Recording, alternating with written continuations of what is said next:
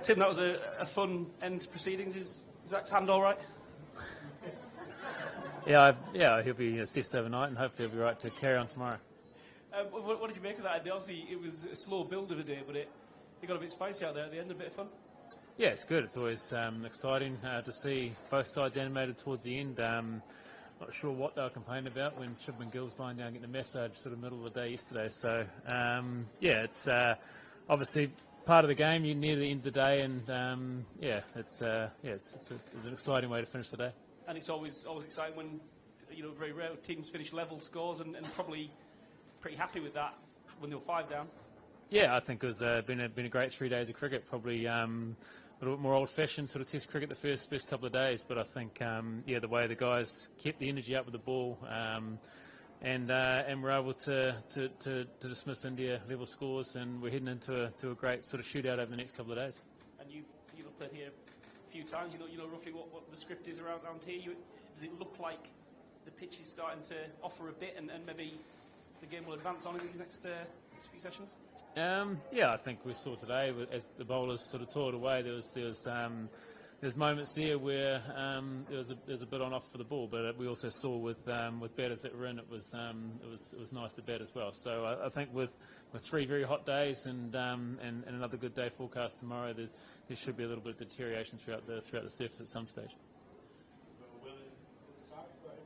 Tim, it seemed like kind of emotions bubbled over a little bit there. Have you felt, has there been a sense that that's kind of building towards that kind of flashpoint in this series so far, or has relations been quite friendly? No, I think it's been a great series so far. I think both sides have played some good cricket and in a good spirit. And I think tonight was just a bit of energy towards the end of the day. It's been a long 3 days, and it was good to see the energy still there from both sides. And can we just get an update on Shoaib Bashir? He was on the boundary, sat down for a long time today. It looked like he might come out and bowl again. What's the situation with his finger? Yeah, he'll be fully assessed overnight, and I'm sure there'll be an update in the morning on how Shoaib's finger is pulled up. So yeah, at the moment it's with the medical staff, and they'll be I'm sure there'll be more on that tomorrow.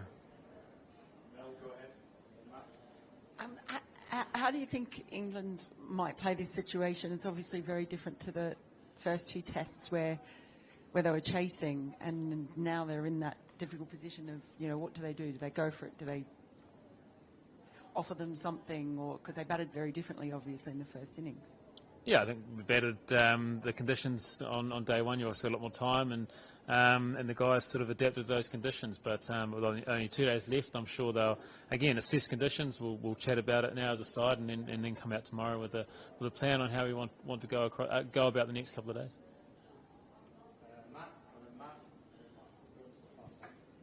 Hi Tim. With Shoaib's finger, obviously it's his non-bowling hand, I think. So, is it giving him discomfort? Was it like a worry about getting hit again while fielding? What was the thinking to not come back on if it would not affect his actual bowling, if that makes sense? Yeah, I think just to, get an understanding of how bad it is. Obviously, his left hand, he had an issue with his right finger in the test against Zimbabwe. So I think, just to, treat what it is and hopefully be right in the second innings. And Jofra, it must have been pretty. How would you sum up his overall performance? I guess it must have been pretty good to see him back up today with an even quicker spell. Yeah, it's great to see him. It's exciting. You see the crowd love to see him charge in, and to see him run in and bowl that spell today with a 70 overall ball and touch 90 plus mile an hour for most of those balls throughout that spell was exciting. So he's put a lot of hard work in over the years to get back to Test cricket, and it's great to see him back out there. And as a side, it's great to have someone like him on your side, and obviously with the crowd as well. It's great for people to be able to see a guy with the talent and the skill he's got on show. So it's a great to see him back to Test level. Tim, just on Ben Stokes, did Baz sort of dispatch you down at one point to have a little word with him and say enough's enough for this spell?